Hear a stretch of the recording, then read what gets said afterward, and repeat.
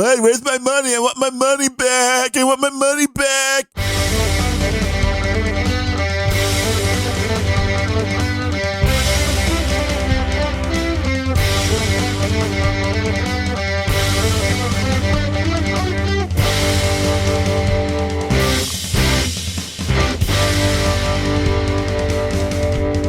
Hello and welcome to episode number 123. Yeah, 123 for you numerology freaks. You'll be coming in big with the donations, won't you? No, they won't. Crickets chirping. Crickets, except for Weenie Wawa. He came in with his 1080 monthly, and that's it. Wow. The Wawa man. Nice. This is all for the Wawa. Which, again, I understand why people use pseudonyms when donating to this show and others. Really? Because all donations we get on Just the Good Old Boys have actual names. Do they? Are they real names like Phil McCracken? Yes, exactly. Just like that. I was looking at because I like now having this chat GPT thing that CSB got me addicted to. Now, because I used to go through, and if you have ever downloaded the PayPal spreadsheet, it's a pain in the ass. Especially if you use that it's my PayPal for everything. So my debit card, purchases are on there. Anything coming in, all of the shows are on there. And I fed it the latest quarterly, because it's been about 3 months or so since I sent Gene any money or Bemrose any money or Larry any money. So I punched this in here and I asked it what each podcast made. And then I went and did it manually to double check. And sure enough, it was right. Wow. It's like, damn, this makes things a lot easier. Huh. And I think I can now also do that, go through and put all of the data in. Then we can find out like who's reached a certain amount or whatever. Well, it's funny how your chat GPT partner seems to be getting the most donations. Yes, right. The CSP. funny about that. I'm telling you. And I mean, over the last quarter, Unrelenting beat Random Thoughts by $10, but otherwise came in behind Grumpy Old Ben's Planet Rage and the Rock and Roll Pre-Show. And I was telling somebody about the Rock and Roll Pre-Show, and they were very excited. And then I said, I'm not sure that that's an actual podcast. It's a pseudo podcast because it only exists live. Okay, yeah. So he can't, because he was like, so how do I subscribe to it? I'm like, I don't know if you can. I mean, I have had archives and I need to post another one. But and it was so he was saying that of all the people that he's listened to on podcasts, not just people with me, that this Chicago guy has the best sounding voice, and he's just a little bit behind Rush Limbaugh as far as he's concerned for voice. See, and Rush had it, and he made a lot of money with it. He did. And I said, well, I'm not going to tell Darren that. That'll go to his head. Like, I need a gig on WLS for $30 million a year. Yeah. Or 30,000, whichever they decide to pay you. Yes. Yeah, well, we could start somewhere and work our way up. Honestly, 30,000 might be a pay raise. Well, considering for this last 3 months, Unrelenting pulled in 197.32, and let's remember 100 plus was Dale from Down Under. So yeah, exactly. This, of course, only PayPal, not including those massive amounts of boosts that have come in from CSB and the like. Yeah. Through the whole lightning thing, although Gene doesn't think that's. Speaking of which, there's CSB with his 3333 saying Korwa. And encouraging everybody to go to www.csb.lol. Maybe I have That's an easy address.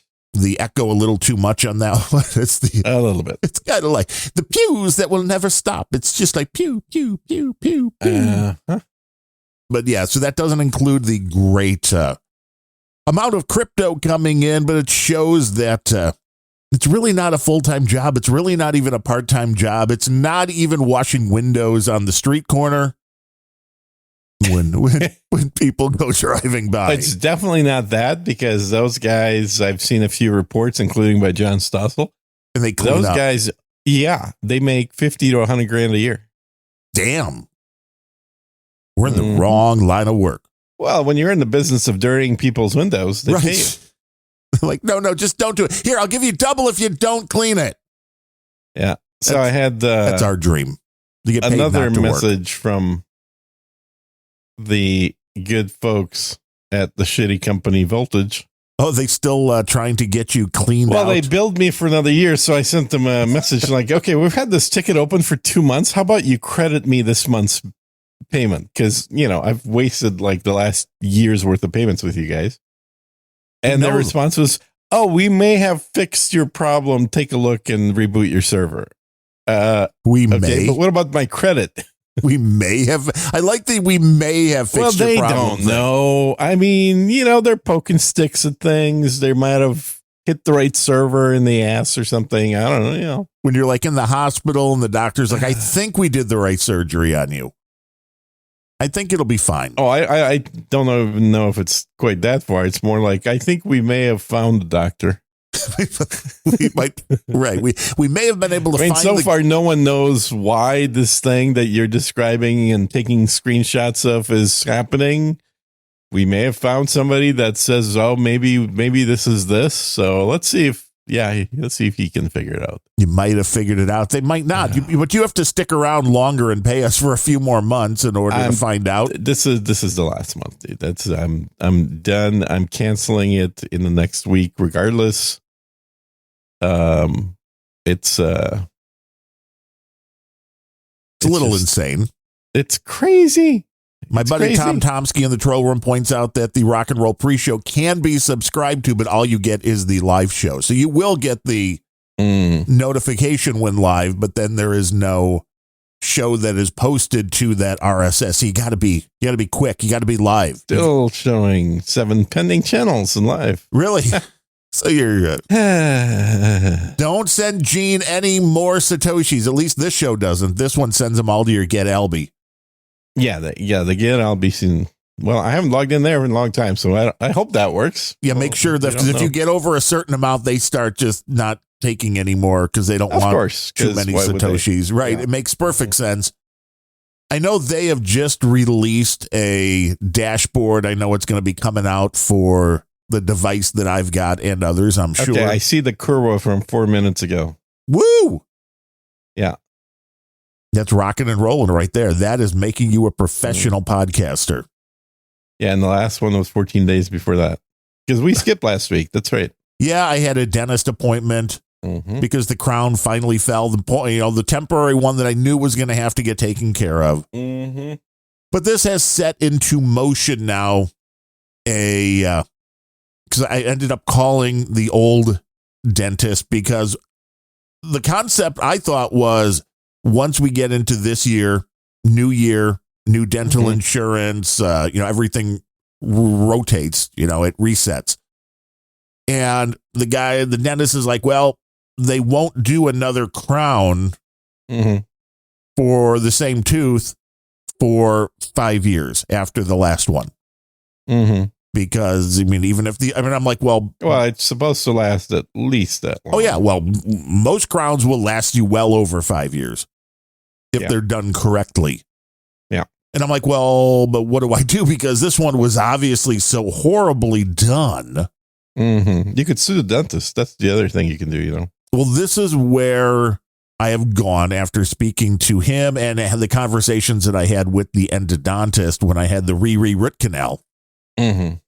So I called up this place. The woman called me back. I gave her the information and she's like, well, we're a corporate office. So basically she has to send this into her upper ups and see. But my dentist said he had another patient of theirs and they didn't fight all that hard to give them a partial or full refund for the work done. And the interesting thing I found out is the horrible female dentist that I had. Yeah. No longer with the place. Well, you only got 70% of a dentist on that one, so that's bad on you. I'm like, I explained it, and I'm like, look, this is not something I would normally do because, the chick pointed out, like, well, you signed something saying, well, you understand that sometimes root canals are not blah, blah, blah, and you might need a blah, blah, blah. And I'm like, well, yeah, but the crown wasn't done correctly. It was too large. I was biting my cheek. I was in there. I'm like, you have the records. I lost track of how many times I went back in there for them to try to fix that issue. And then I pulled out the whole, and I also, well, I probably can't prove it, can show you the timing on having a heart arrhythmia for 8 fucking months, which I am now completely sure your dentist caused. So, you know, do you really want to go to small claims court? I don't know. Yeah. Oh, it's not small claims. That's big claims court. At that point, yeah. Yeah, exactly. Because that was the magic, man. After I told my dentist when I went in the other day, last Friday, I'm like, dude, you're still my hero. Because you may want to contact your medical insurance and relay this information to them and say, by the way, I think my heart arrhythmia was caused by this, according to blah, blah, blah. Because they will absolutely go after your dentist and recover thousands and tens of thousands of dollars that they paid out for doctors. Yeah, they want their money because it'll cost that guy. And you may want to tell your dentist that should they not decide to refund your payments on this tooth, you'll be forced to talk to your insurance company and provide them all the information they need to go after them for heart arrhythmia related issues and let them figure it out. Because let's remember, and I can tell you, if anybody in that company talks to anybody whatsoever with a legal license with somebody that's a lawyer there, they will absolutely tell them it's not worth fucking around with. Just pay them. No, and let's remember there was a ER visit in there, so you know what that would cost. Yeah, exactly. Yeah, like I'm going this week to get a like a CAT scan, CT scan, whatever the hell they're doing.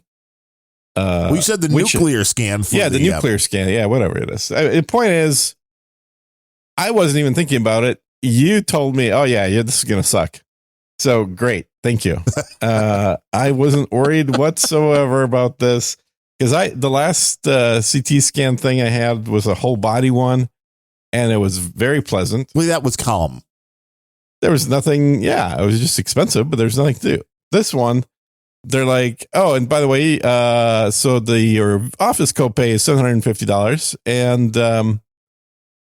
you'll be there for 4 hours. I'm like, what? Well, yeah. 4 hours. That sounds very expensive at $5,000 an hour. Well, yeah. Yeah. But if it's the same thing that I had done, well, this was the beauty of having a good hospital with good doctors out here. I had that done when I went in for the gallbladder issue because it was, kind of a chest pain thing, heartburn that wasn't going away. And the cardiologist came up and he was like, well, if it was a heart issue, we'd be seeing this, this, and this. Pretty much I would guarantee you it's this. He's like, but if you want a stress test, we can do one. And I'm like, well, I'm here. Why not? Yeah. So and you walked into that one. It was the nuclear stress test, which they go through, as anybody knows that's ever had the MRI type thing where they want to see some things. Well, I forget if they injected me or if it had to be. It wasn't something that you would drink. So you were injected with the nuclear dye. Yeah. They put you through the CAT scan light machine. It wasn't fully enclosed, but they take the pictures of your heart beating, and then they're like, well, now get up on a treadmill and run really fast as much as you can until you're exhausted. Then we'll do that other thing again. Yeah. And it's like, cool. I mean, it's a fun day for you. I mean, you're going in just having some fun. Yep. Like, when are you doing this? Like Tuesday or Wednesday or something like that? Woo! All right. Yeah. We can't wait for a full report on that. Oh, yeah. Yeah. Exactly. They're like, all right. Gene had a doctor appointment and he never came out. Could happen. So I've got $665 according to this in pending channels, which now is, and these are incidentally channels I didn't open. These are channels Voltage opened on my behalf. Yes, the magically opening channels. Yeah, the magically opening channels that they now can't figure out how to close. And what were the fees to open these channels? I don't know. I'm not horribly concerned about the fees because I'm going to lose $665 on this. It's just all gone. It's gone. Yeah, it's gone. And plus, $25 a month for the privilege of losing that money. Well, of course, because they have to help you while to lose the money. Damn. Yeah. Worst company ever. It's certainly not created Don't ever use voltage, people. It's not created for one person doing. Well, it's not. It's also apparently has nobody in it that understands how their software works. Well, that's of course. Well, yeah. They want to be able to charge you for it, though, but they don't have to explain how it works. Yeah. Yeah. It's fucked up. Yeah. Although now you can do all this with Get LB. That's their whole thing that they're moving towards. I'm guessing because of the legal issues those other companies have but had. this thing also worked when I first signed up 3 years ago. Yeah. I don't trust any of this shit. I'll tell you. This whole concept of having other people hosting wallets is bullshit. Yeah, that's why they're moving away from it.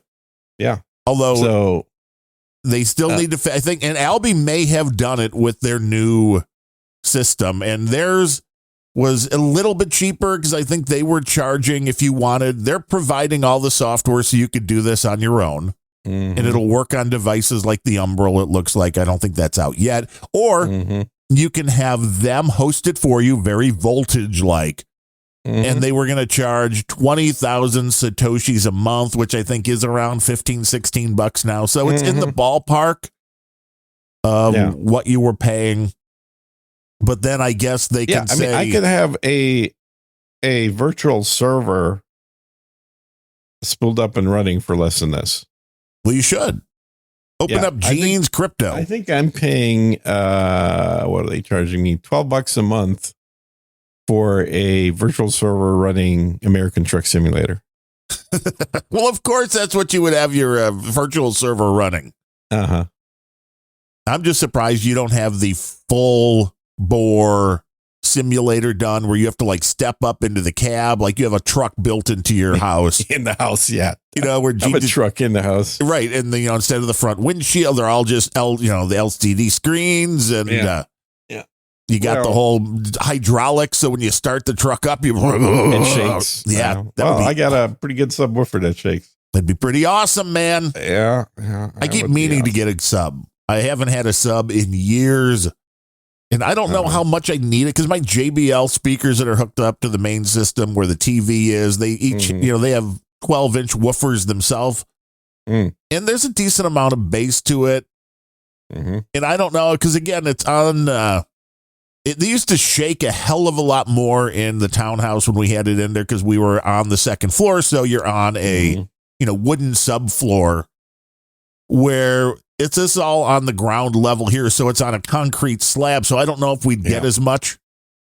Well, you should have a lot more actual bouncing of sound on the concrete slab. That's true. I mean, there's carpet over it, though. Yeah, but still. It's still that sub. Carpet, carpet doesn't really do much for sub frequencies. And that's the beautiful thing. The sub you could just throw in a corner. You don't even have to care where it is. It's not directional. And it'll just shake everything up, man. In fact, I've got my gaming computer sub probably about 7 feet away behind me. But it there's no difference. It sounds like it's coming right from in front of me. It's the beauty of your ears being tricked. Ryan Bemrose, the desk. The fabulous Ryan Bemrose says he's recently become addicted to an extremely realistic version of Delivery Van Simulator. Oh, really? Yeah. Oh, that's pretty cool. Now, see, this would be the sickness. If there was such a game and then he played it when he came home. Yeah. Like I can't. Well, that's what I'm envisioning, of course, is him doing. Honestly, American Truck Sim, we lovingly call as shitty driver simulator because a lot of the AI drivers in the game, the NPCs, they all want to die. They tend to drive like shit, man. It's like they were programmed by Tesla truck and then hit their brakes. I mean, it's just like, well, come on, what the hell? Well, that's just to add an extra added level of realism to the game. Right. That's exactly what it is. Yeah. I'm always curious if people don't understand the physics behind large semi truck with trailer loaded Right. with the amount of stopping power it has as opposed to your car in front of it. Yeah. I mean, they do have pretty good brakes, but it's there is physics that you have to consider. Yeah, do not. It's always best to get in front of a truck when you're both accelerating, because the truck can't accelerate as fast as you anyway. So you're going to create more room between you. Do not get in front of a truck when it's slowing down. No, that's not when you want to dive into that lane. Nope. Driving tips with Gene right here on Unrelenting. Episode 123. I mean, this would be a show again. Numerology. A magic number. Yeah, exactly. People be coming out like, woo, 1, 2, 3. Yeah. Yeah. I mean, before this sequential thing is going to happen again, that won't be until 1, 2, 3, 4. Well, sure. Okay. So we already had 111. We missed that one. Didn't get diddly squat. We had 100. I think we got something. I mean, Dale from Down Under came in for one of those. Yeah. But people don't care about magic numbers. Come on. See, Brooklyn 112 seems to. I mean, he said this is one of the most underrated shows on the planet. Mm-hmm. No, I agree with that. And rightfully the second most so. Underrated is Just the Good Old Boys. That's a good show, too. Is that still on? You and a dude named Ben? I wish I had more time. We had a 3.5 hour episode the other day. Well, that's where people are like, whoa. They want you to be pithy. What's going on? But we had a very nice debate. It was kind of fun. So we apparently brought up a topic that was controversial between the two of us, like 5 minutes before wrapping the show up. Something that you two really just disagreed on. What was it? Yeah. So it was this. Yeah, you got to turn that reverb down, man. That's just annoying as hell. That's C. Brooklyn with his 1, 2, 3, 4 Satoshis. The most underrated show in the universe, he says. Underrated. Yeah. So no, we had a disagreement about. I think it was this. I said something that he didn't like, which was that this idea, this cute little saying that I may not agree with you, but I'll defend to the death your right to say it, is very childish. It's absurd. It's bullshit, because agreeing to defend people whose primary goal is to replace your form of government with socialism, right, is stupid. And so I was very much on the side that, look, I don't care what people say. And so I'm what I consider myself a free speech absolutist, meaning I really don't give a shit who says what. However, freedom of speech does not equal to freedom from repercussions. Oh, correct. Whether they're karmic or whether they're intentional. So if somebody says something and I don't like what they're saying, I may choose to not do business with the company they work for example, or send a letter to that company saying that I'm not going to do business because they hired these people. And because I've been supporting Libs of TikTok's campaign to make employers aware of people that say Trump should have been shot, or next time don't miss, things like that. Right. Well, this is something you know that, what? again, you say shit like that. Well, go and find out what that actually means to you. Well, because you have really the freedom of speech. Yeah, it's easy to flap your lips. Well, but if you walk up, if you're caught on a wire talking to a hitman or a FBI agent posing as a hitman, and you say, I want you to whack XYZ, well, you're going to jail for what you said. If you're a conservative, if you're a liberal, you're not going to jail. But yes, completely different. In theory, you're going to jail. We can't enforce that because we don't control the government at any stage. However, what we do control is our ability to spend money individually. Everybody has that control. And so consequently, when somebody is flapping their lips about how next time don't miss and they work for Home Depot, I'm absolutely within my rights to tell Home Depot that I'm no longer going to be shopping in Home Depot because they keep employing people like this. Right. And miraculously, within 24 hours, Home Depot replies back with, "Oh, we no longer employ people like this." Because Well, it's a I big think that's a difference. win. I'll take that as a win. Dude named Ben thinks that that's just doing cancel culture, which we shouldn't be doing because that's what the bad guys do. See, I disagree when you have gone past the bar of calling for violence. You're asking for violence. It's not you're having a political debate. If somebody wants to have that political debate all day long and say they think Trump sucks and his policies suck and everything, that's fine. The minute you go, well, I think you should kill him. Yeah. Well, that's going one step too far, knowing you're in a time and place in the universe where there are nutsos who are going to go, well, I could do that. Yeah. This 20-year-old kid, man, I don't know what happened in this guy's life that he was willing to just die to do that. I mean, it's insane, but it's like, this is some kind of.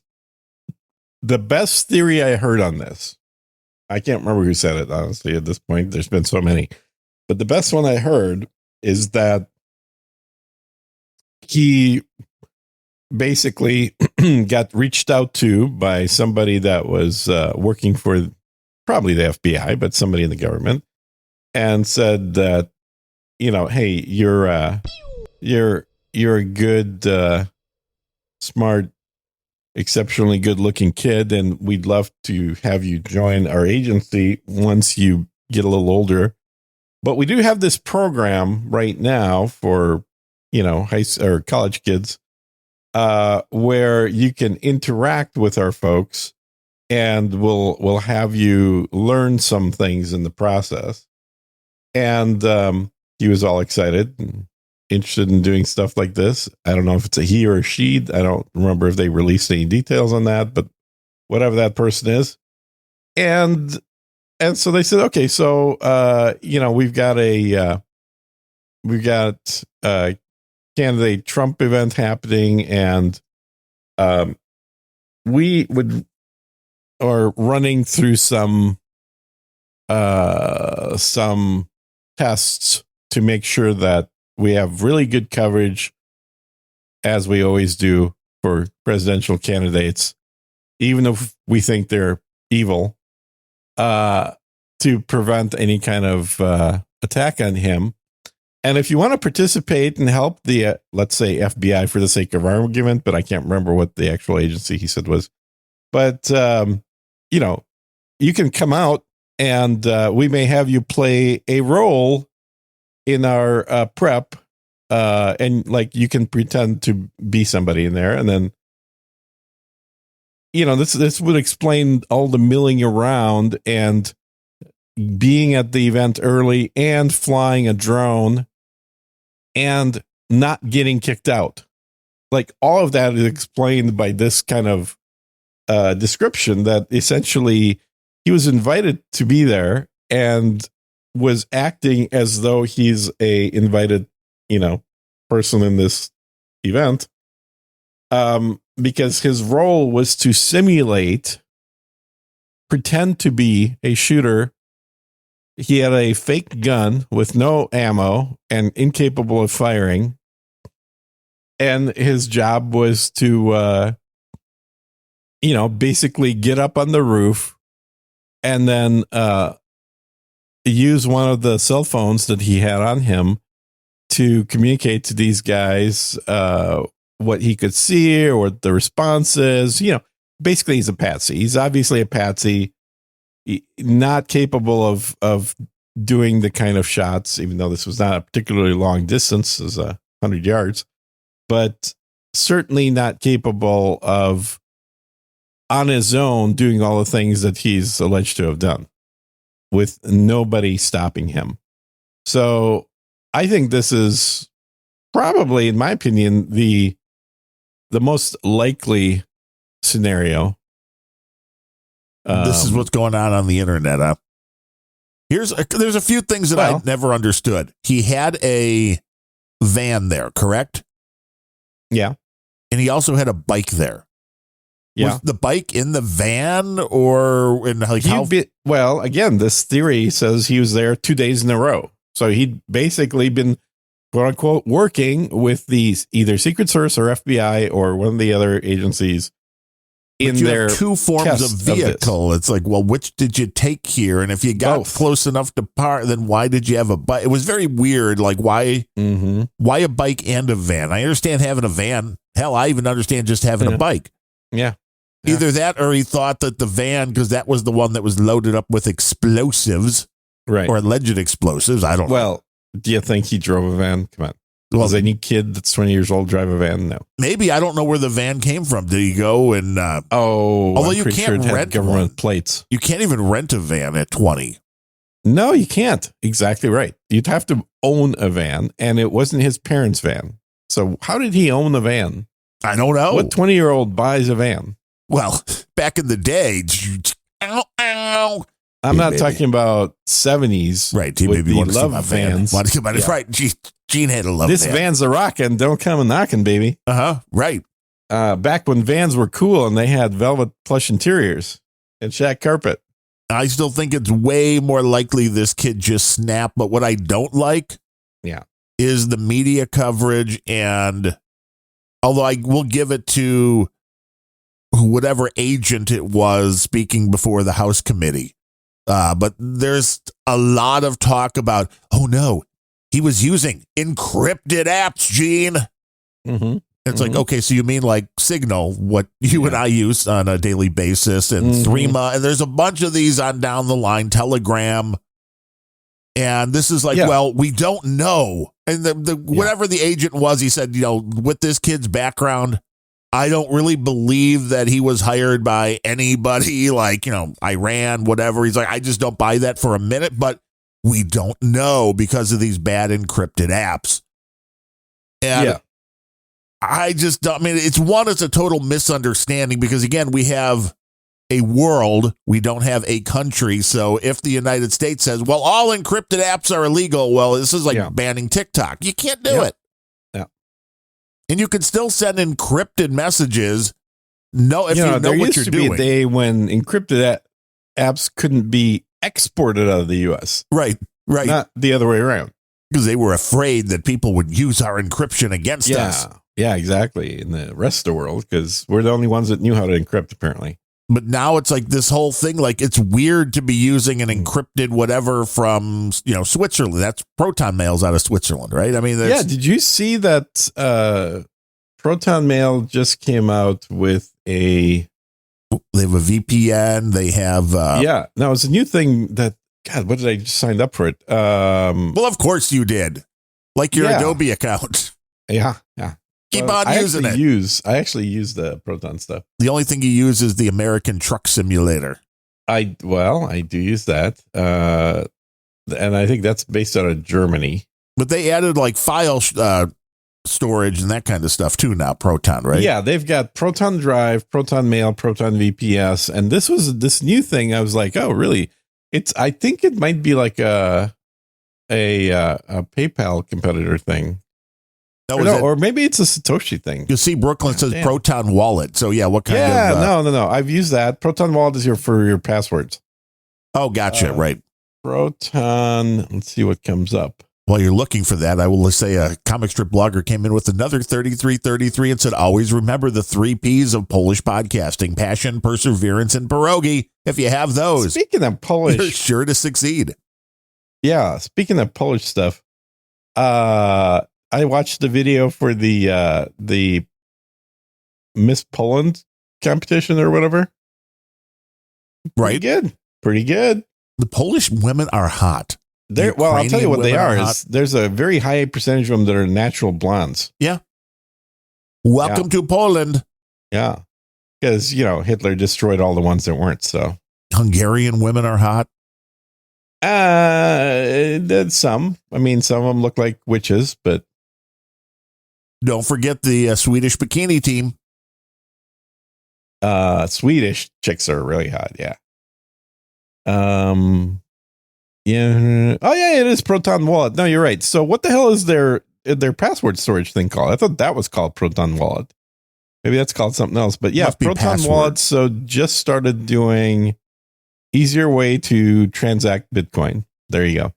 So I'll be able to lose $650 But and way stop easier. paying $25 a month so I can pay $25 a month to Proton instead. Way easier. Yeah. And I think I already signed up. Just get your own node, man. Get an Umbrel. It's fine. Buy yourself a Raspberry Pi. Put Umbrel on it. I told you, if you program the damn thing, I'll get it. But I'm just so not going to do Not ready to do that. I don't need to. I really don't. It's almost set and forget. And if anybody wants to be invited to Proton Wallet, which is a limited thing right now, I have 5 invites left. So let us know by sending us a nice donation. The top 5 donations that ask for one will get one. Mm-hmm. Yeah, Darren will take care of that. I'll have to try one of those too. Okay, we're going to have 4 left because I'm sending one to Darren right now. You're like, what's this Proton? I mean, I don't have a paid account. I have the free account. So I'm guessing I need a paid account to get the invites. Although I probably should. Proton? I probably should get a paid account with them for email and. Yeah, I think it's well worth that.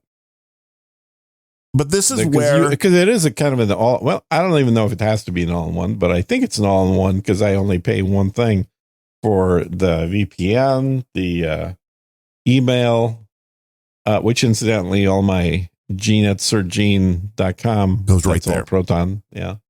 All right. I just sent you your invite. Thank you. The fear that they're trying to spread, though, with this, he's using an encrypted phone. I'm like, everybody's using an encrypted phone now. Mm-hmm. If you have an iPhone, if you have an Android phone, pretty sure anything out of the box now has encryption on it. Yep. And the concept that using these messaging apps is bad, I'm like, you got to be careful. It's insane. Plus, they said, well, he's got 2 phones. Yeah. My wife has 2 phones too. Yeah. I've got 2 phones. Everybody I know has 2 phones. I do too. Actually, I don't even know why because I don't hardly use one. 2 physical phones and about 26 different phone numbers. So, like, that sounds like you might be running drugs out of Colombia. This guy clearly an amateur operator. That's all I can say. You're like, you just get the eSIMs. You put them all on one phone, man. Mm-hmm. Yeah, and then if you get the right service, they'll actually change your eSIM every month. Well, you got to pay extra for that. Well, yeah, I'm not saying you don't pay for this shit. I'm saying if you want to be a little more secure, you don't hold on to your phone number. But you see where the media goes with this stuff, and it's like they try to spread the fear about these things. Like, no. It's all Iranians, Russian shit, of course. It's like one of these services that he was using was for gamers, and it's like, a 20-year-old girlfriendless dude. I'm sure he didn't play video games at all, huh? Exactly. So come on, this constant. I mean, again, though, it's just one. The media either is completely incompetent, which is possible, or they're pushing the narrative on you. No agenda. Over the last episode talked about, as did Bill O'Reilly this week, the fact that the Democrat talking point was weird. Weird. The word weird. Yes. Well, it's nice that they finally caught up. That meme was floating around X like 3 days ago. They're like, we could hop on this. Yeah, exactly. The weird thing is pretty weird. I will say that. It is very weird because they all at the exact same time started saying, yeah, that Vance guy's kind of weird, isn't he? Weird. And I love the memes in response to that on X, to quotes of Kamala or the media or whoever, are all the images of the crazily dressed up, trans child book reading hour people, and the parade that we just had, not to mention half of Biden's administration, men wearing dresses or dog masks. Right. And JD Vance is so weird with his wife and 2 kids. So weird. And his religion. Oh, how dare he?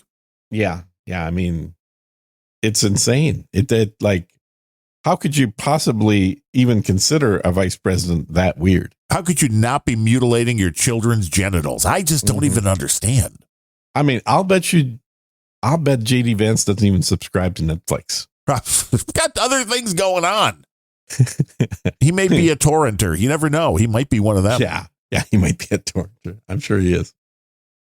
So it is crazy. Now I am a little surprised they're not picking on the fact that his wife is Indian.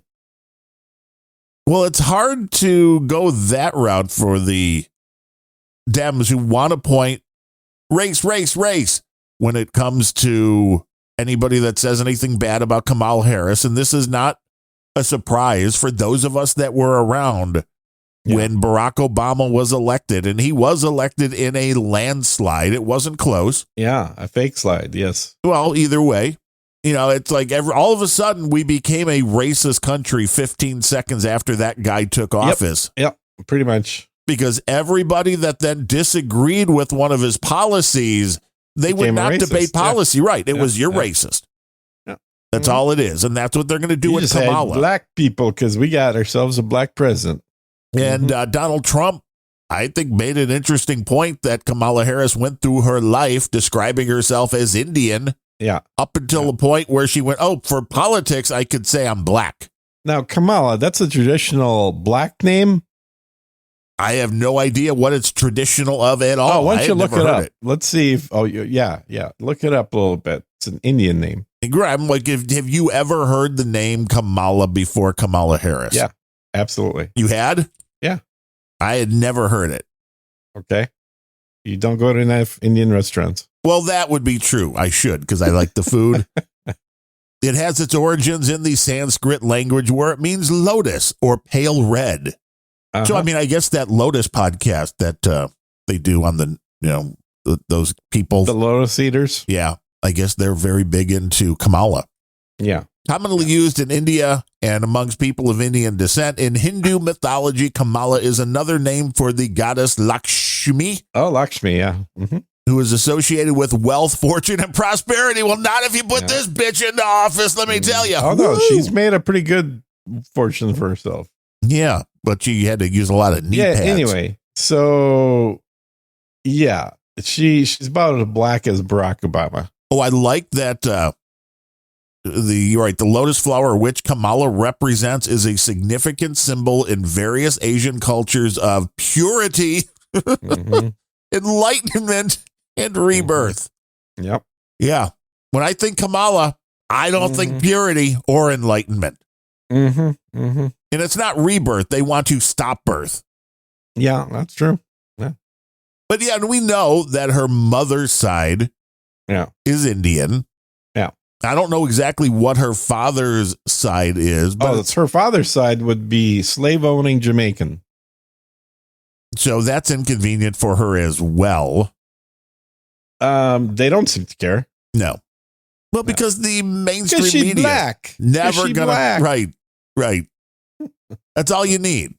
Because this is why, and this to not understand that is the most racist thing in the world, which is to go, well, this whole population of black people who live in the United States, well, they're going to vote for her not based upon anything beyond the color of her skin. It's like, well, that's totally racist. Like, how do you not get that so far? And Trump walking into the black journalist convention, like, one, I give him a lot of credit for doing that.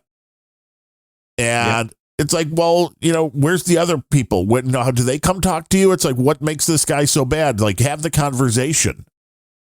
And then he lies about everything. Well, then show me where he lies. It always goes back to that with folks like this, which is why I try to avoid things like saying, well, Joe Biden lies about everything, because, people will then you can pull out things out of his speech, like things like, hi, I'm Joe Biden. Well, see, that's the truth.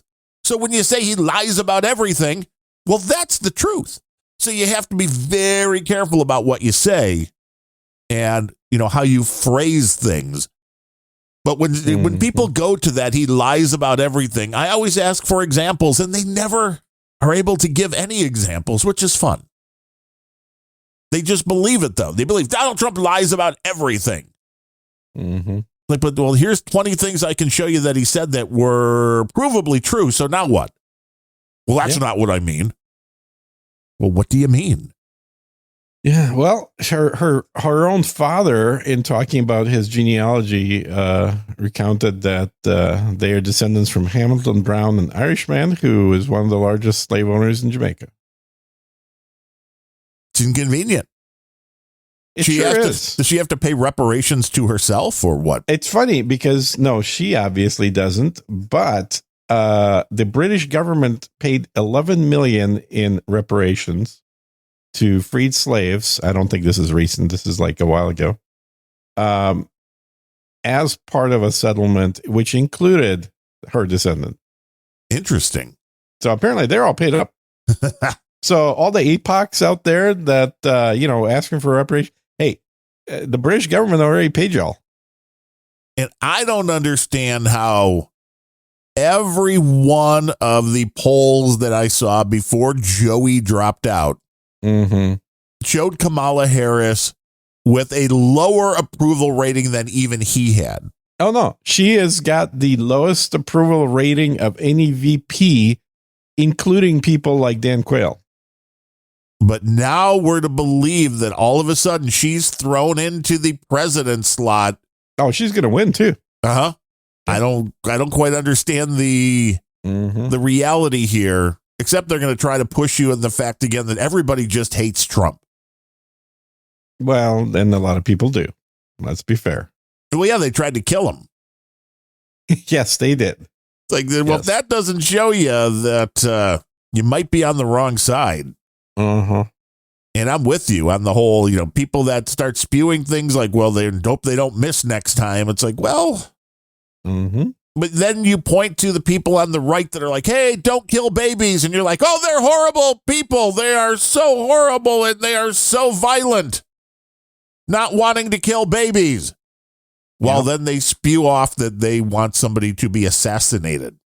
The bit that I think is always problematic for the left on that is somebody in the street on the man on the street interviews, or woman on the street in this case, they'll ask, so, you pro-abortion or pro-life? And they're like, oh, no, that's women's body, women's right to choose, blah, blah, blah. Like, well, what about the baby's right? Oh, yeah, baby's not a person. No rights, not a person at all. All right. And if a pregnant woman gets into a car accident and loses the fetus, why is that person charged with manslaughter or even murder if they were drinking? And I do want to... I mean, if it's just like an unnecessary piece of appendage that the woman loses, well, why should there be a charge at all? Right. Why? I mean, it's inconsequential, right? It's like, it's just stuff your body throws away. And which technically is true in both cases. Even if the kid's born, eventually your body spits it out. So, true. I do want to quickly point out. How is there possibly a charge of manslaughter on that unless you consider the preborn fetus a human being? I do want to point out, I just got a text from Xfinity saying they are working on a problem in my area, which may cause that's convenient. An interruption of it happened yesterday, and then it went down for like 5 minutes. So, perfect. So we'll see if I disappear. Down, we know we can pretend that it's infinity that is the reason. Okay. Right. So they got right. I was shocked when I saw that yesterday, and then all of a sudden the internet went down. Do you have any encrypted applications on your phone that we should know about? Probably plenty of them. I mean, I've got Signal on the phone. I've got Telegram on the phone.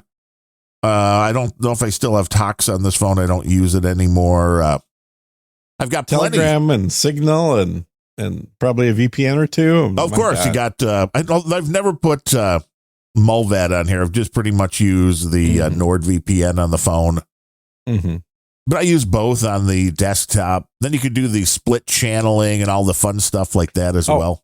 Dude, back to Kamala Harris's ancestors gets even better. Not only was he a famous plantation owner in Jamaica, he had apparently traveled back to London to fight the abolition of slavery. Well, of course, he was making good business. Now, if this was, here's the thing. I don't think in my reality... He had a town called Brownstown that he owned. In my reality, this would mean nothing because it's that far in the past. But this is the sickness that the liberals would do. If this was Donald Trump's ancestor, Yeah. And I hate the whataboutism, but if it was, I'd be like, oh, look, he came from a horrible line. It's like, well, you got to play the same game. The going down in the mud is not something that, you can ignore for long. Once it starts working for the other side, once the mudslinging works, then you almost have to jump in. If you want to be competitive. Yep. Yeah. It is nutty. I even have a photo of his plantation. This is great. And what happened in the stock market today? Jay Finley pointing out that things are taking a dive today. Oh, yeah. Yeah. Japan's market took a serious dive. That I think they went down 6.5% across the board, which was pretty big. Yeah, here we're about down between 2 and 3% on all the biggies. It's a lot of money disappearing into nothing.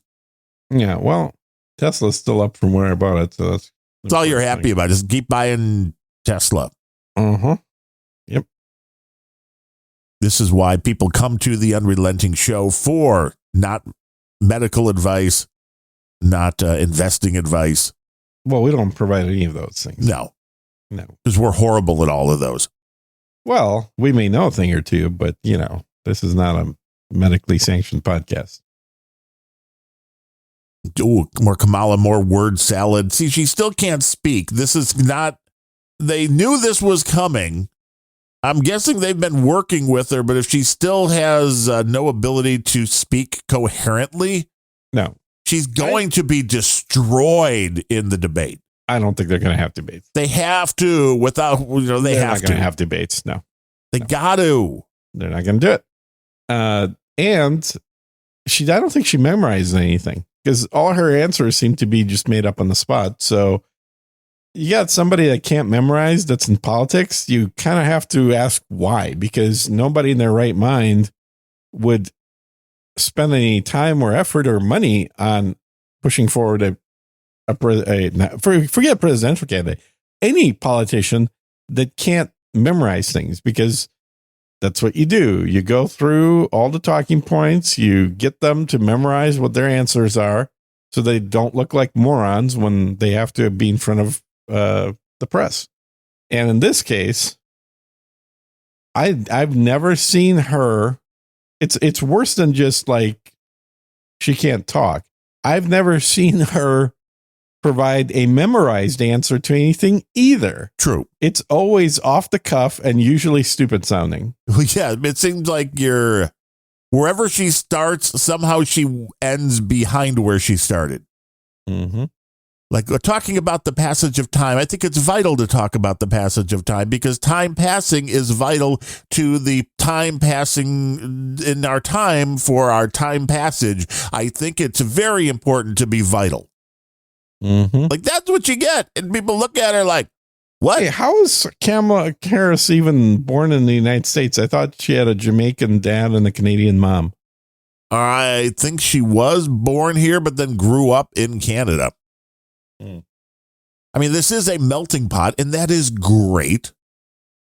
But it just seems very convenient if she had been. I have no idea what Kamala Harris before 4 years ago was really doing in her life. But if she was portraying herself as mainly Indian, then you ask, well, why are you now all of a sudden going, well, no, I'm black. And I don't hear her really saying she's Indian. I mean, it's not like she's pushing that she's a proud two race. It's like she really kind of wants to try to just do one. I mean, I guess saying that she's black gets her more votes than saying she's black and Indian. I don't know. Obviously, no one gives a shit about Indians. Right. Plus, they're basically whites in terms of making money because they're all in IT. Well, that was what Judge Joe Brown pointed out, too, was that she's from the Aryan, she's an Aryan, whatever, Indian. It's like, well, that sounds very Hitlerish. Well, I don't know about that. She's from South India, or her family is anyway. Yeah, I was just listening to Judge Joe Brown, and he wouldn't steer me wrong, would he? Yeah, I guess she was born in Oakland, California. Yeah, No crime there at all right now. In Oakland, Yeah. Where she presided as the prosecutor, her dad was right? born in Brownstown, which is their ancestral home in Jamaica. And her mom was born in Madras in India. But see, the interesting thing with J.D. Vance having an Indian wife is it's a little harder to pull the you hate Indians card. It was like when they said Trump hated Jews, and you're like, I think but he's got Jewish kids. Right. So I don't quite understand how you... But it's like they don't think about these things, which is why I still think, unless you think there's still the possibility that there's going to be another swoop in, I still think the best thing to do if you're having this, debate like you were having with dude named Ben, if you're having a political debate with one of your friends and they're going to pull the whole, well, you just don't like Kamala because she's black. You start out your argument with, hey, she ain't black. Well, let's forget about that part even. Hey, man, I have black friends. I'm going to go have barbecue with my black friend today even. Dude, I love barbecue.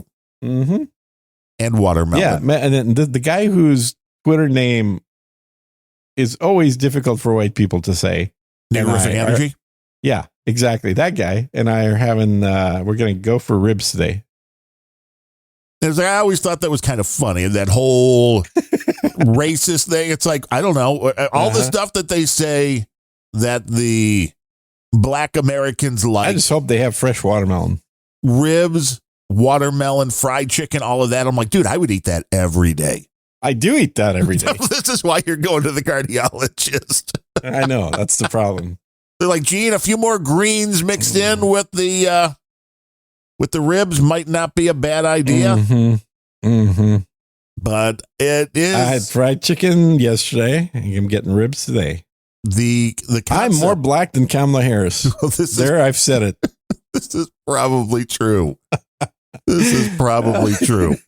The way I would start, though, with people, if you're having that debate, would be, I really wish the Democrats would have been able to get Michelle Obama to run because she is so intelligent. That way, most qualified person for president. Exactly. Ever. But you say next that to Oprah. You say that and then go into your Kamala thing. They can't go, hey, you're just racist. You're like, no, I just said Michelle Obama would have been a great choice. Oh, yeah. And that will short circuit people. I think that is easy enough to short circuit most of the people that will go after you for that in your daily lives is, oh, you're just racist. You say, I really think Michelle Obama would have been a great choice. And I think I'm not lying about that. If I had to choose between Michelle Obama as a candidate and Kamala Harris, I know which one would be a better candidate from every side, whether you're like the politics or not, a much better candidate because she can speak coherently. She is obviously intelligent. I've heard she's smarter than Barack from somebody that knows both of them. So, Bill O'Reilly? No, a friend that my buddy. That's usually your source is Bill O'Reilly. No, I mean, I told you the guy that we used to go to ball games with all the time was the first guy that hired Barack Obama when he came to Illinois. He's known him for years. Used to watch basketball games. Oh, so he knows Big Mike. Yeah, he knows everybody in the family. Yeah. And he can assure you that was never Big Mike, but I know a lot of people like that one. Are we sure about this person? Yes. Yeah. I don't know, man. He's a straight shooter, man.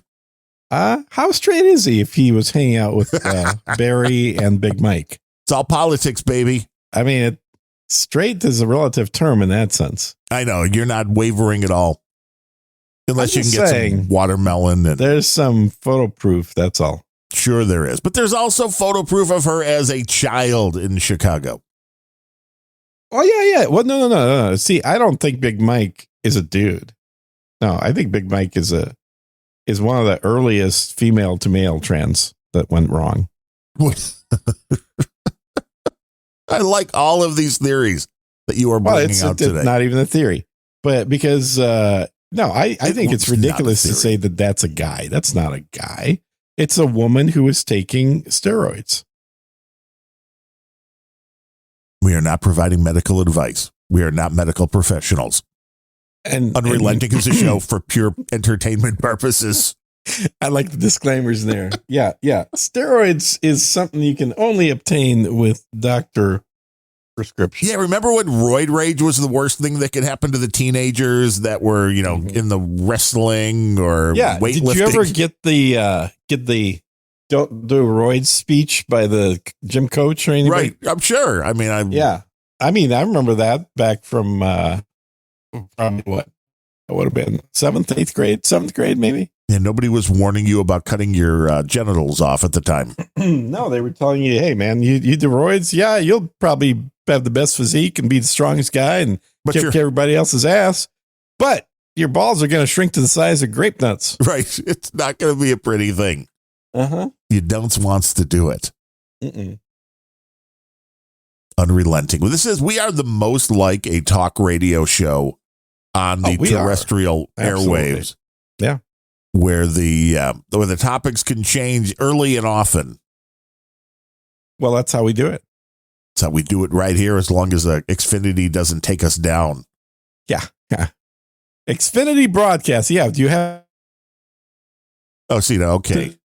You're starting to break up. Inbound stream not present, which means the internet's probably going to die. Now, we still connected to the mighty No Agenda stream. Oh, this is great. This is perfect timing. Perfect timing. Isn't it? It's like it's going back and forth. Now I'm going inbound stream present and not present. I see in the troll room saying we just went down. Oh, and there we go. There we go.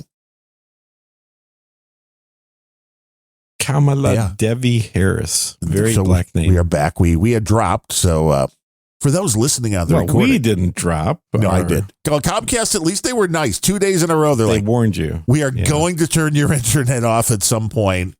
And at least it was quick. So I'm guessing they're swapping gear out or something, because otherwise it could be hours rather than they pull out. I'm guessing like there's bad network cards or something. They're upgrading something. This is possible as well, because I know they've been promising the much faster upload speed. So, I mean, I got the 1 point whatever down. I'd like 1 point whatever up. That'd be nice. Yeah, exactly.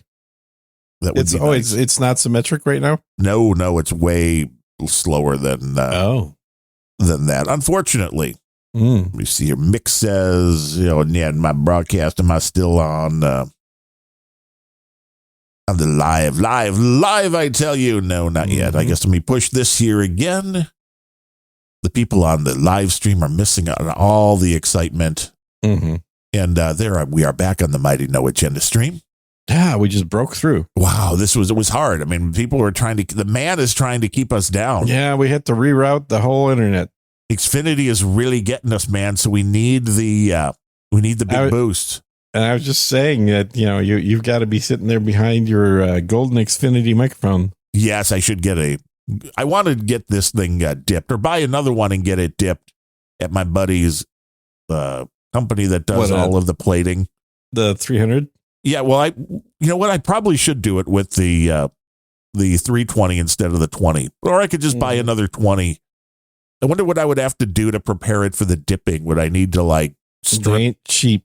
No. Well, what you need to do is take the case off and dip the case. Yeah. So you can't dip what's inside the microphone. No, that won't work too well. The sound would be more like. You'll have zero sound because gold conducts electricity very well. Woo! That would just blow everything right out of the water. That would just be plug it in. It's like. Okay, well, that was a nice microphone that does nothing. That was one hell of a show, but it looks good. That's all you need. You just need it to look good. Yeah, but you could probably take the screen off and get that dip the top portion of the microphone. I am sure that the microphone that El Rushbo uses in the hands of his wife. But I would like to know. I mean, we see these things come up for auction, like guitars from. Jimi Hendrix. And, do you remember which mic he had? It was a RE20. It was a Electro Voice. I'm pretty sure it was an RE20 before. It was when they were the green ones, which is probably why, or whatever you call that color. It's an off green, grayish green, but it was an RE20 that was then totally golded out. You got me curious now. I have to go look it up. sure enough, that's exactly what it is. El Rushbo. Yeah, I mean, it doesn't even look all that gold, honestly. It kind of looks more bronze, but with talent on loan from God. Yeah, I love that. That's a very cute little thing he had. Yeah, boy, oh boy, that looks very pretty. Yes, doesn't it? I'm gonna send it to you. I mean, I'm not buying a mic for you. Don't get me wrong. Oh, dude, you're going to send me one of the gold out. And it's like, I know you can make them. Let me pull one out of stock for you. I've seen a few people that have similar ones to it, but it's like if you had the... No. This thing looks freaking amazing. Yes, yeah, it does. Right? If you had that microphone and you had the provenance that it was the one that El Rushbo used, what does that microphone sell for on the open market? I would think... Well, it's used, so probably a little discount, I would imagine. It's like $150 tops. I mean, it's a used microphone. Yeah, I would think so.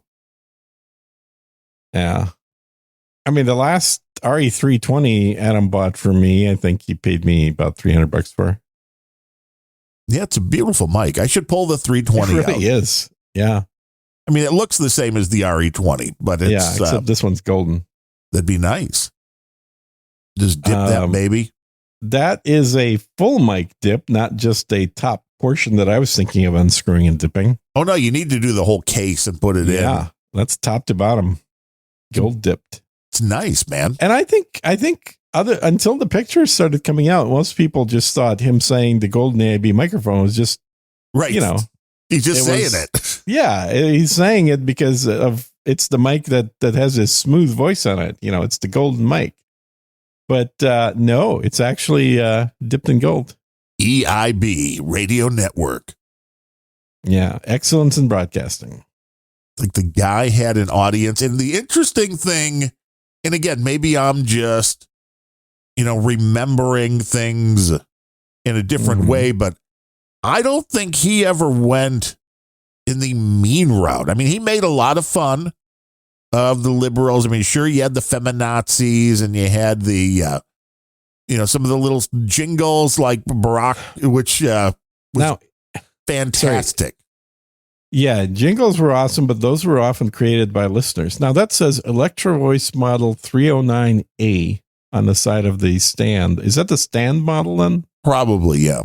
That's a really big lettering for something to have its model right on the smack on the side of it. Yeah, I've got mine, which is the cheap Chinese knockoff, which is made by Auray, which is Auray,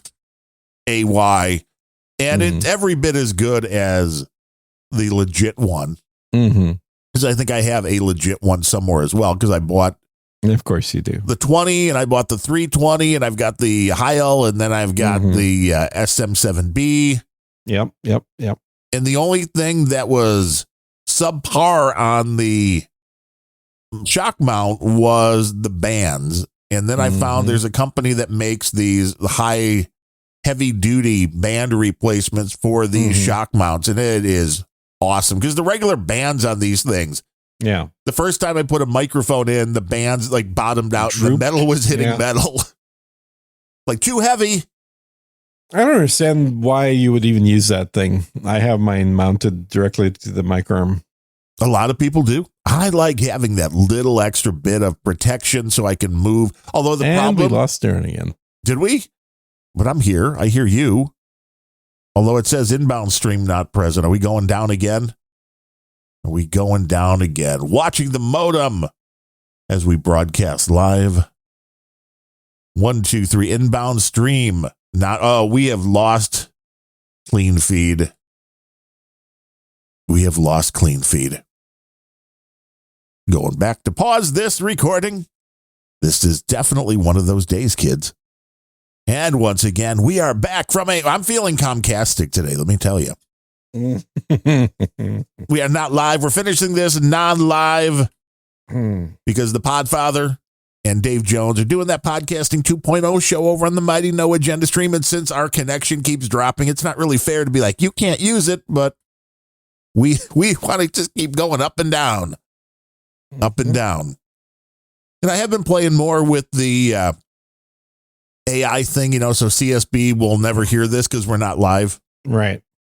And it's interesting, the Chat GPT, their latest version, has a big problem doing chapters correctly and putting it at the correct time, which is very weird because the text in the transcripts exists right below, or if you do it in a comma separated, spreadsheet right next to it. So the information is there, but for whatever reason, ChatGPT 4 can't handle this. Now, I have an Open Router account as well, so you have access to other things besides the ChatGPT from all sorts. If you want to use Claude from Anthropic or whatever, and it's just you pay by use, and they accept crypto, so it's great. You could just give them $10 in crypto, and that could last you a few months.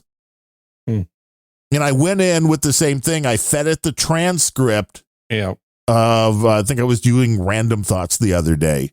And I fed the transcript in and gave it to Meta's Llama, the latest free, totally free, don't have to pay anything. Did a perfect job. Oh, good. That's good. Like, damn, so it's better. I just don't get why it's confused by the time, because it will give me like chapters either that end halfway into the show or go twice as long as the show. And I'm like, what is confusing about the time codes to this machine? That's interesting. Yeah, I don't like dealing with, I used to do all this shit when I was younger. I just don't want to do it anymore. So I use Buzzsprout, which I have now. I should mention this. So I've been having some issues with Descript. So I think I'm going to be off Descript and off everything, because now Buzzsprout is going to do everything. Well, they have offered new features for doing things like automated chapters, right? So I've turned all that shit on. We're getting decent donations coming in that are going directly to pay for this through Buzzsprout. So they're managing all donations. They're managing all this crap.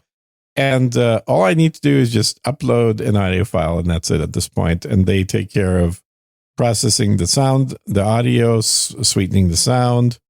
They have but they still can't make you sound like Rush Limbaugh, can they? That would take a miracle, not just sweetening. Right, true. But they're doing the chapters, they're doing the titles based on the content of the show. Right. Although I generally don't take their suggestions and just stick with the standard numbering scheme. They're doing the transcript itself. Obviously, there's one thing that I don't like that they're in the way they do it, which is they just have speaker 1 and speaker 2. And you can't tell them the names of speaker 1 and 2? You can't give them the names. Yeah. That's the only drawback that and I've mentioned it to them, that, you guys really should just ask for what these names are and not just call them speaker 1 and 2. But I'm sure they're doing the same shit, right? They're just partnering with an API of some other AI company that's actually doing the processing. And that API probably doesn't have names as part of the API, so they're not doing names. I'm sure it'll come along eventually, because enough people have probably requested it. But for the time being, it means that I can save the $25 a month on Descript. And that's one thing I've never liked about Descript, is it's not a purchased software model. It's a rented software model. And so I've been using it for now 3 years. Do the math. So it's like $250 a year or whatever. Yeah, it adds up. Yeah, adds up. So I've probably spent close to $750 on it.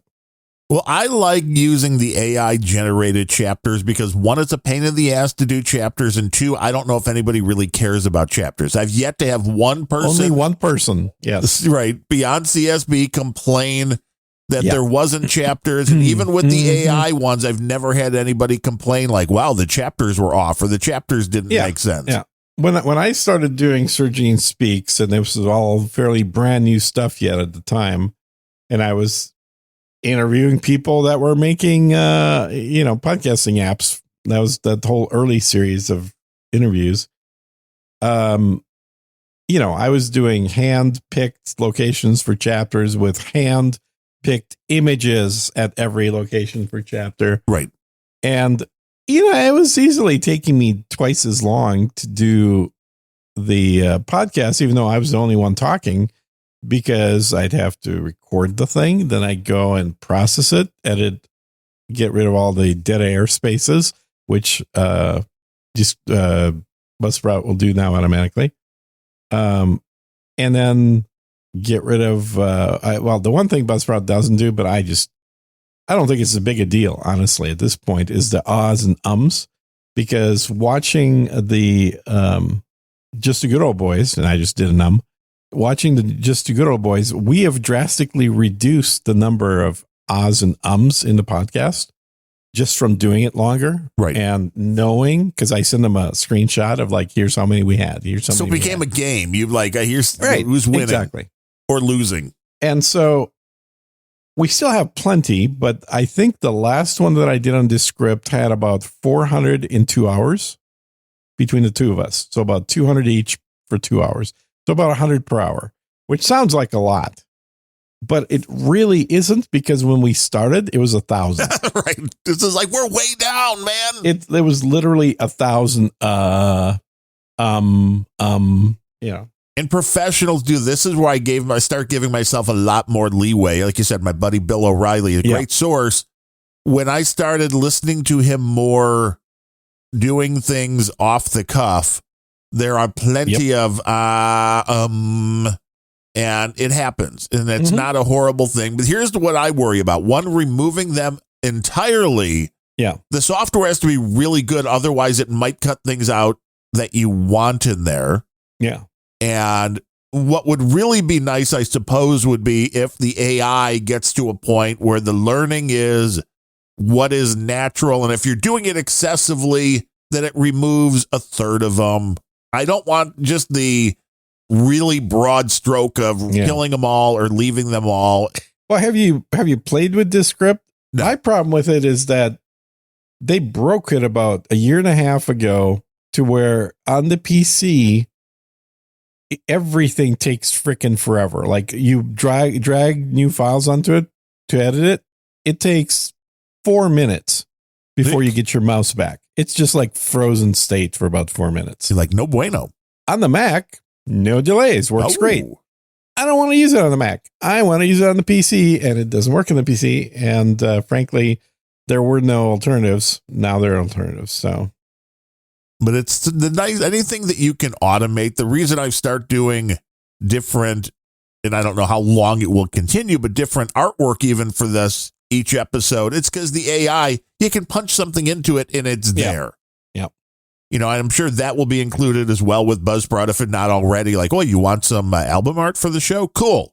Yeah. And they've got more stuff. And honestly, the direction that they took, they started off as being an audio editing thing, but most of the new features they've added in the last year have been video related. So they're really pushing the whole editing video on the internet. And if you're doing video, I could see paying $25 a month, but for purely audio, I don't know. Well, for audio, it should be fairly easy to get decent sound. Yeah. One, know how to talk into your microphone, and two, know the software. Like the one that I use, and I highly recommend the plugin, which is called Clear from Supertone, I think it is. And they just came out with the thing that I've been playing around with, which is a AI. So, because they're all into the AI stuff, a voice creator. So think that it's basically doing the AI thing of recognizing what you're saying, but keeping, so it's not going from your voice to text and then translating, because then it would all be very monotone. Right. But it is recreating what you're saying in a completely new voice. It's not just shifting the pitch. And this is the kind of stuff for people like you that like to go out and play the video games and stuff and play magical characters and all this. Magical characters, please. Or if you just wanted to do this finally, you know what? If this works correctly, And CSB will never hear this either because it's not live. But this could be the kind of software that he could then go onto a podcast because it just instantaneously changes your voice to a different voice. You know, it's not just doing it, so it's doing a little processing that can be undone. It is creating a whole new voice, which I think is kind of cool for people that don't want their voice attached to something. Where you can go into a, chat room or whatever and be like, well, this way, my boss ain't going to know who I am, so nobody's going to libs of TikTok me. Yeah. There are nice uses for this stuff. But you can throw on that the same company is the one that makes the thing where it's like the easiest audio interface you can have. There are 3 knobs, virtual, of course. And the one is just for the main voice, which I never touch. And then there's one for reverb, and there's one for any ambient noise. You just turn the ambient noise and reverb down to 0. And normally that will give you the perfect, NPR type sound that we get here. Now, if you are in an area where there's a lot of background noise, you may need to at least keep some of the background noise. Otherwise, it may cut things out that you want. But otherwise, it just gives you that vocal booth sound for $100, which is way cheaper than building a vocal booth, let me tell you. Yeah. And that's the thing is I think the technology now has gotten to a point where most people don't need to buy a green screen, and the AI is smart enough to figure out what to do to remove their background. Yes, although I hate those guys when O'Reilly has them on because you can always tell that their computer's not quite up to snuff for doing the background swap, and you're like, that looks worse than whatever's behind you. And it depends on what software you're using to do that. Obviously, the free shit's pretty crappy, but a lot of it is very good at figuring out because it's actually using AI not to. The old way of doing it is anything that doesn't move gets removed. So because it figures, well, if the person's alive, so they're moving a little bit all the time. So that's the differentiator. Anything that's on camera that's not moving clearly in the background. That kind of works, but not completely. But the newer software actually uses AI to figure out what's the human in the image and then isolates the human. That way, everything else. I mean, the Photoshop on this has gotten way better as well. Now that there's a button in Photoshop that's select object, so it's like, it's way better than, well, you have to go and mask this whole thing by hand. Dude, I don't know if you've played with an iPhone lately, but literally in the Photos app right on the iPhone, it used to be like if you click and hold your finger on the picture, it just selects the whole picture and you can, copy and paste it to somebody or something. Now, if you happen to not just click on the picture, but on the person's face, it just selects the person. It automatically pulls out the person out of any photo. Just extract them right out. Just extracts it right out. And you can then copy and pull that to anything you want. So it does a very good job. And given how quickly it does it, I'm going to assume it actually does it on the phone and not in the server and then sends that back to the phone. Oh, because a lot of that stuff was done in the cloud. The computers in the phone are frankly more powerful than a lot of people's laptops. Well, yeah, because now they're throwing those AI chips in. Yeah, exactly. Yeah, this thing's got multiple AI cores in there. You're like, oh, no problem with that at all. It's never going to be used against you. Yep. It all is. But what can you do? Not have the phone, I guess. I mean, yeah. But most people are not willing to give that up. And I know I've said it a billion times, but I've gotten crap from people a bunch. They're like, how do you have one of those Amazon devices?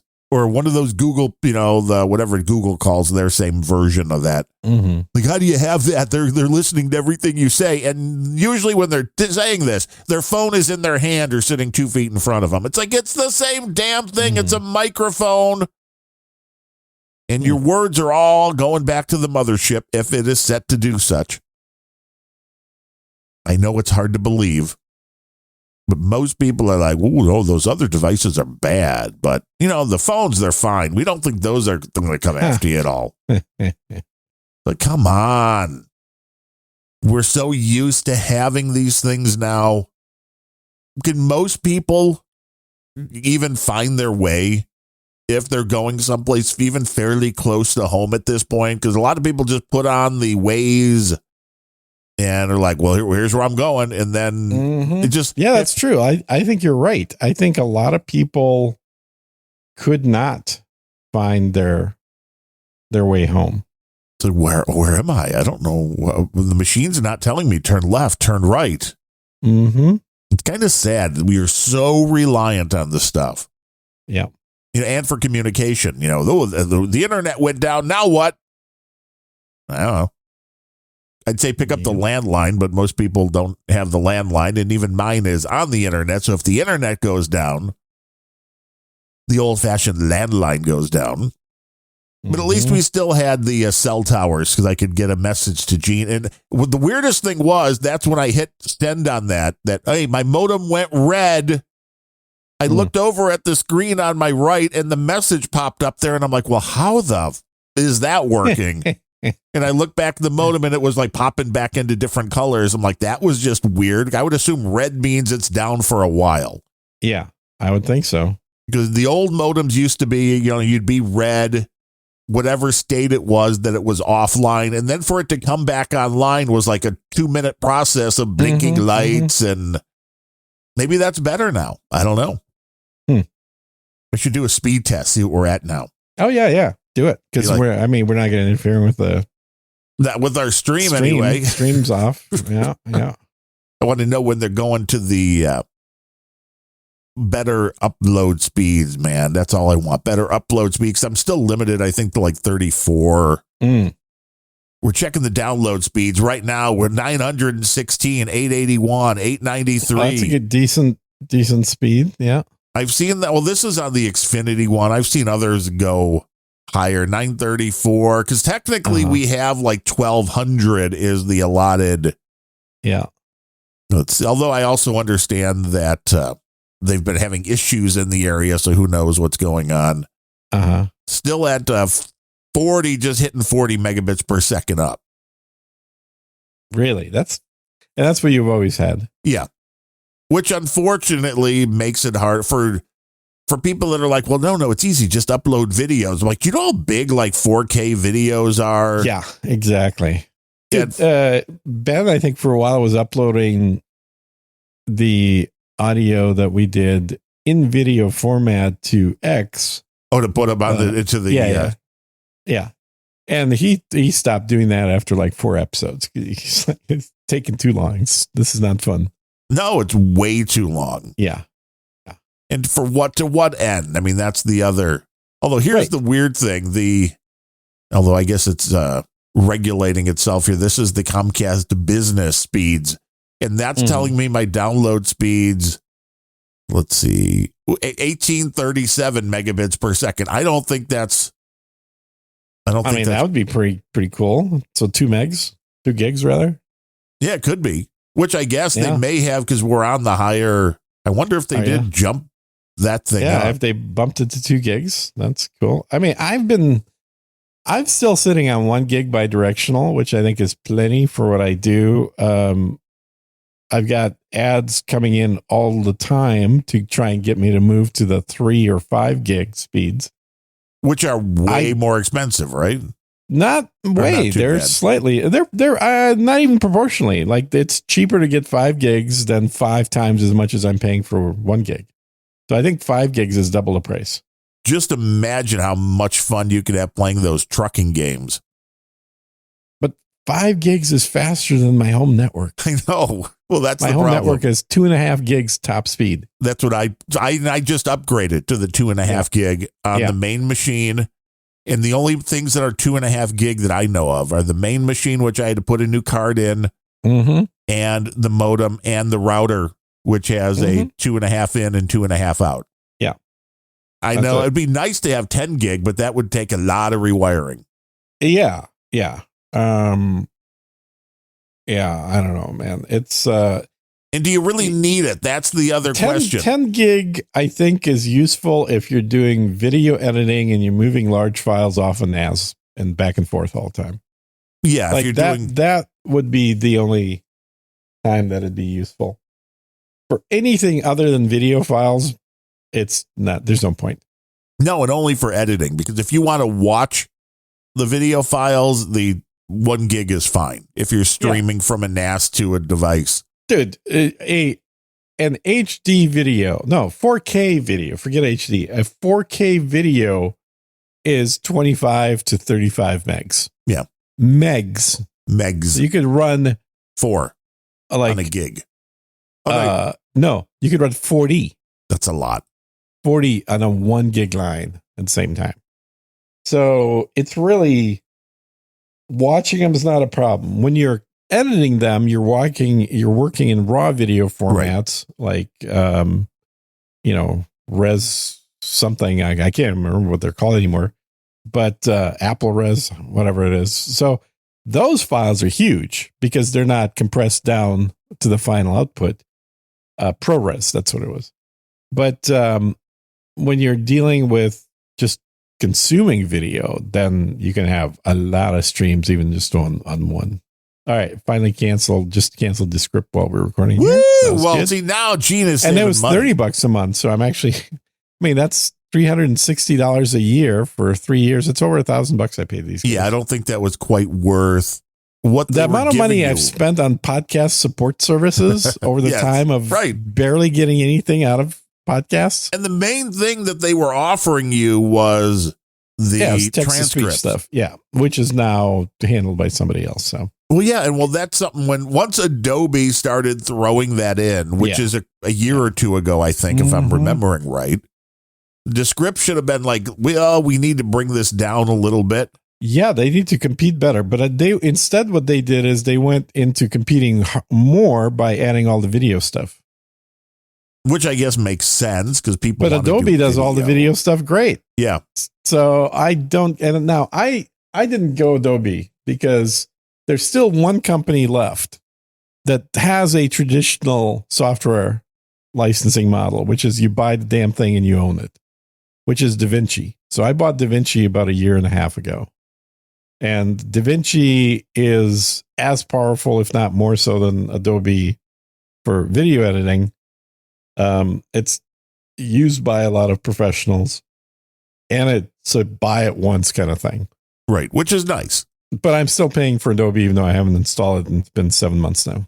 And I think the Adobe, if you can get it for a 50% off what they charge. By the way, I sent you a coupon too. I saw that for the 40. Yeah, 40. So it's not 50, it's 40. But I think I'm getting to that point where I'm going to cancel Adobe with having never installed it and just been paying for it now. Right. See, I thought I would need it, and it's like, half off. It's probably worth it.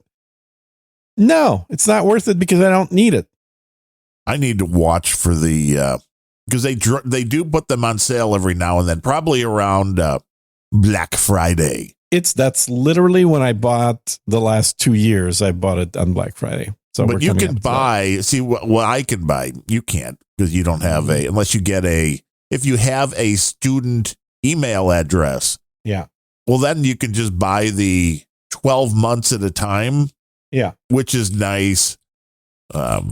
Yeah. Which, I had one of those for something else years ago because the mistake I made is I let my alumni address lapse from the university. Don't do that. If you don't use it, eventually they're like, this person's dead. We're going to delete his account. Maybe they heard from your cardiologist. Dude, when I was in college, I had the best email ever. You know what my email was? No. chairman@umn.edu. Oh, I think you told me that once before. Like you could just get all sorts of people from outside the university to think that you're like the chancellor or... Yeah, because I was actually the chairman of the Student Service Fees Committee, which is when I requested the account be created, which is the group that... I think it's the way in most colleges, but at the University of Minnesota, it was the group that was the parallel to the student government in that student government pretended to be government. We were actually the ones responsible for taking student fees and deciding which organizations actually get a piece of that. So when I was I don't know if I was probably a sophomore in college. I was the chair of the Student Service Fees Committee, which had an annual budget of $12 million. How much went into your video game fund? So the notable thing that I've always been proud of, and even when I ran for actual political office, I mentioned, is that I was the only chairman since 100 years previous at the University of Minnesota to lower the student service fees in real dollars, so minus inflation, in 100 years. So every other group, every other year, the fees went up. And what I did is I kept the fees exactly what they were the previous year, which, once you consider inflation, means that it was actually slightly cheaper. So I'm very proud of that accomplishment. I fought a lot of battles. I had a lot of people crying. I'm not kidding, because they didn't get their way. That'll happen.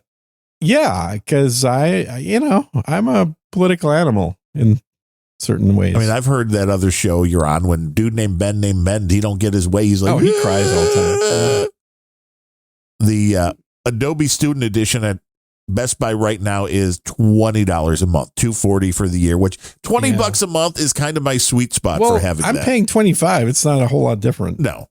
Yeah. Well, for normal, what's the price now? $60? Is it 50 or maybe 60? It's 60. I thought it was 50, but maybe it's 60. Yeah. It's like, damn, that's a little too much. Mm-hmm.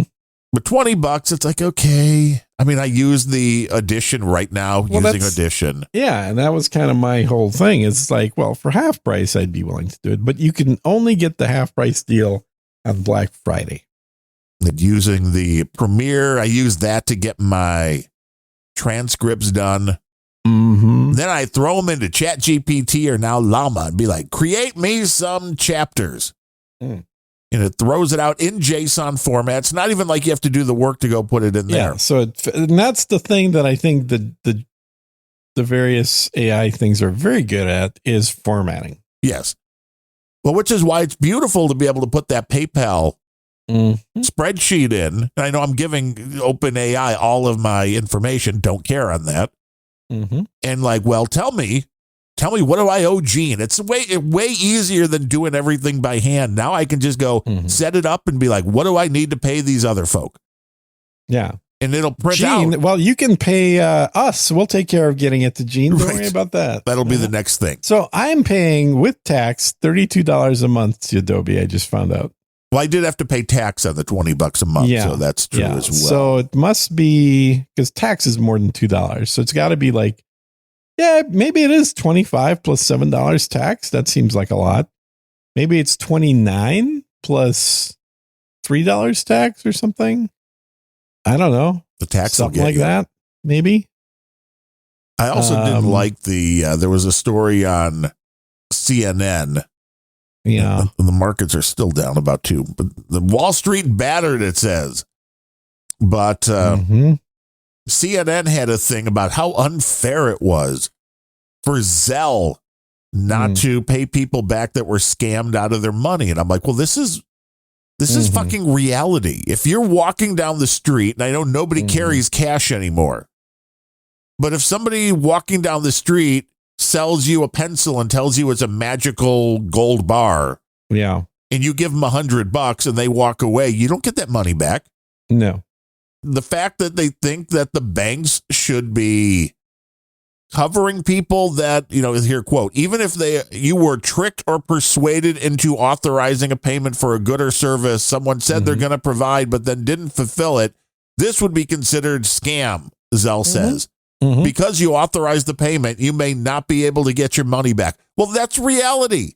Because here's the thing. There are so many stupid fucking people in the world, as much as I don't like big banks. Here's the thing. Zelle doesn't have the leverage that credit card companies do. But this is what I don't understand. So credit card companies can enforce things like, well, I was scammed out of it, so I want my money back, and they'll pay you your money back. Because here's the threat on the flip side is the company that's getting paid by the credit card company has reserves with the credit card, with a bank that issued it, the ability to do the payment transactions. If you want to set up an account to allow people to use credit cards to pay you, if it's tiny, like a Stripe service, right, then you just pay fees. But if it's anything that's of any significance, like if you're an actual business, not an individual, and you're getting more than once in a blue moon transactions, you're going to need to open up a merchant account. Merchant accounts are easy to open, but merchant accounts, aside from fees, also have a thing called reserve, which means they decide based on the risk profile of your business how much money they're going to hold of yours and for how long. And for a business that's like selling software online, right, and I know this because I've dealt with a number of these. They think it's a scam. Like a normal, totally legit business making software, selling software online. Like we had in one company there, they held 20% of all the money that comes in for 6 months. So you sell your product for $100. They take out their 4 or 5% on top of that. So there's 95 left. Then they take out $20 to put it into the reserve account. So you get a payment from that transaction for $75. But this is just totally nanny state for the person-to-person payments. Yeah. Why do people feel like... Well, PayPal will give you your money back. Yeah, but why do people feel like it's the service that's responsible when the person knowingly sent the money? I don't understand why. Well, there is a couple of things. First of all, it's not necessarily knowingly. I think we discussed this back probably a year and a half ago-ish, where I had discovered that there was like a number of transactions. Yeah, it was genuine fraud. Right. Somebody clearly stole the card out of my mailbox. Right. That was fraud. Yeah. But now if I was like, Gene, I'm going to give you some magical beans, just send me $10 million and you sent me the money. And then you're like, oh, but I didn't get my beans. Give me my 10 million. And it's like, they can't get it back from the original person. So they're like, well, they can. I don't know if they can though. They may not be able to, but likely they can, because in your Zelle agreement, when you use Zelle, you do agree to the fact that erroneous transactions will be scooped back out. Erroneous, yes. But if somebody agrees... Well, it probably doesn't say erroneous. It probably says transactions that we determined to have been in error. But these aren't in error because they knew they were sending the money. No, not necessarily. I mean, they're in error if the other person says they're in error. I could send you a transaction right now and say, oh, I meant to send it to this other buddy that I know with the same name. And I'd be like, thank you for the cash. Yeah, Goodbye. and you'd be like, you ain't getting this shit back. Yeah, but they still pull it out of your account. It's no different than, I don't know if you've ever had this happen, when you get a mysterious deposit in your bank. Yeah, you never touch those. For a crazy amount of money, like 10 grand or something. Right. And you're like, free money, but not really, because they're going to notice. It may take a day, it may take an hour, or it may take a week, but they will notice and they will sweep it out.